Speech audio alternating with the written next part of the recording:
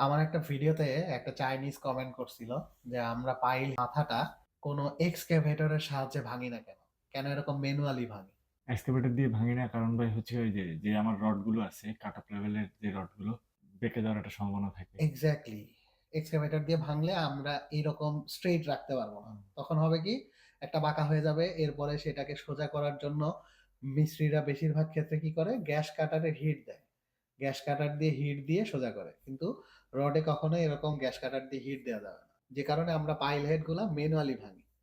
Manually ভাঙার পরে আমাদের পাইল ক্যাপের ডিজাইনের মধ্যে এই রডগুলো 100% ভার্টিক্যাল নাই, এটা স্লো 15 ডিগ্রি একটা অ্যাঙ্গেল করে দেওয়া আছে। স্লোপ করে মানে দাও।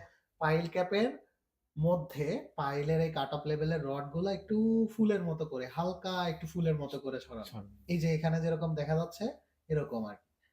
তো এই 15 ডিগ্রি করার জন্য কিভাবে এই কাজটা করা হয় এটা নিয়ে আমার একটা ডিটেইল ভিডিও বানানো আছে। আপনারা যদি ইন্টারেস্টেড থাকেন তাহলে আমার কমেন্ট বক্সে লিংক দিয়ে দিব, দেখে নিতে পারেন।